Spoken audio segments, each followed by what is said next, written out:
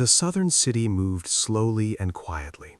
Trains arrived on time, people drifted back to their homes, and the silence felt like a natural part of the landscape. Within that silence, the disappearances were not seen as a threat at first. Someone didn't return from a trip, someone stayed out too long, someone simply vanished from another person's life without leaving a trace. Reports were written in dry language.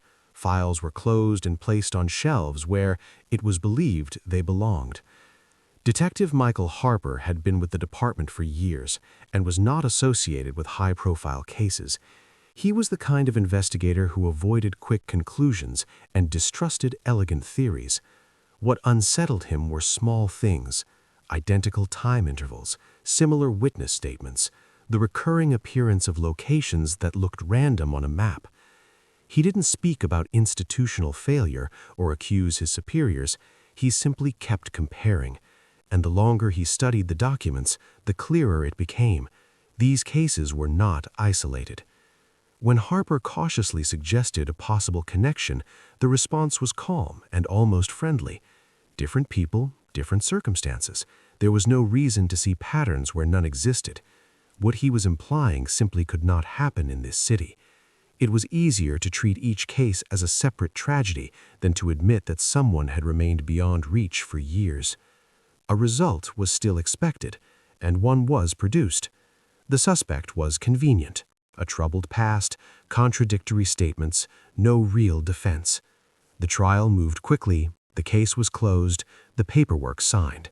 The department exhaled. Almost everyone. Harper left the courthouse with the sense that the story had not ended, it had merely pretended to.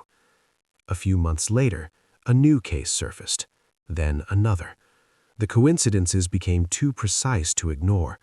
Harper returned to the old files and for the first time allowed himself anger, not toward the criminal, but toward the haste with which everyone had wanted to draw a line under it. The man truly behind the disappearances was not frightening. His name was Daniel Crawford, an ordinary name, an ordinary appearance, an ordinary life. He worked with documents, traveled frequently on business, knew routes, and easily inspired trust. Many people had seen him, but no one remembered him. He raised no alarm because he seemed reliable. That was what made him almost invisible. For a long time, Crawford moved through the investigation without lingering on any list. Harper noticed him almost by accident while comparing work-related trips with the geography of the disappearances. Nothing direct, nothing obvious, only an unsettling precision in the overlaps. The more Harper checked, the clearer it became. This man was always nearby, yet never at the center of attention. The arrest was quiet. In the interview room, Crawford remained calm, spoke politely, reasoned logically. He neither denied nor confessed. It was as though he were discussing an abstract problem rather than his own fate. At times, it seemed he knew the case files as well as the detective himself. He corrected wording, clarified dates, asked questions. Harper listened and waited, knowing that people like this rarely know when to stop. During one interrogation, Crawford mentioned a detail that appeared in none of the official documents. He realized the mistake instantly, fell silent, and looked away. The silence in the room stretched on. Then he began speaking again, slowly, no longer trying to control every word. The confessions were not emotional. They were precise, too precise. Years, locations, sequences. Files began to grow again, maps filled with markings, and the story that had long been denied finally became whole and terrifyingly logical. Experts worked for weeks, argued, double-checked conclusions, but the result remained unchanged. Crawford fully understood his actions. The trial took place without publicity or noise. The sentence was read in an even voice. Crawford listened calmly, like a man for whom everything had been decided long ago. Harper felt no satisfaction, only exhaustion and the heavy awareness of how much time had been lost because no one had wanted to see what was obvious. Later, the case would be analyzed, its mistakes dissected, its methods debated. But for Harper, it would all collapse into a single memory, the silence that had gone on for too long, feeling normal. The most frightening part of the story was not that one man had managed to hide for so long. It was how easily everyone agreed to believe that such a thing simply could not exist. The room was almost empty. A table, 2 chairs, a lamp overhead. No files, no recorder. Harper had insisted on that. He no longer needed evidence, only a final point. Crawford was brought in without a word. He sat down carefully, straightened his back, looked straight ahead. There was no expectation on his face, no tension, only attention. "You asked for this meeting," Harper said, remaining standing. "Yes," Crawford replied. "I thought we should say goodbye properly." Harper allowed himself a faint smile.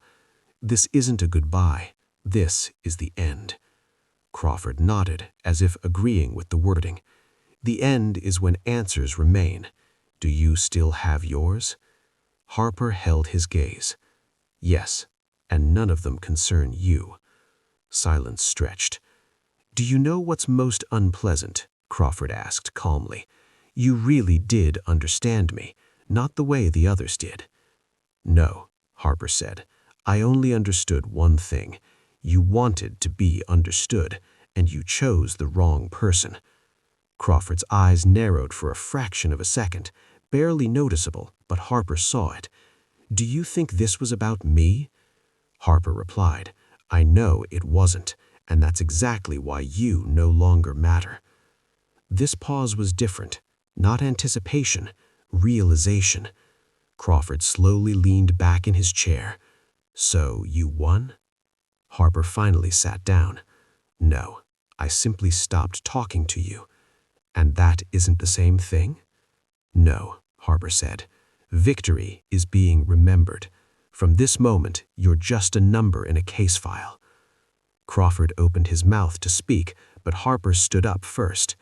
"There will be no more meetings, no questions, no conversations. Everything you could do, you've already done. Everything I could do, I've already done." He reached the door and stopped. Without turning around, he added, "You were right in one thing. I started too late." A pause, "But you ended sooner than you thought." The door closed quietly. No click, no final sound.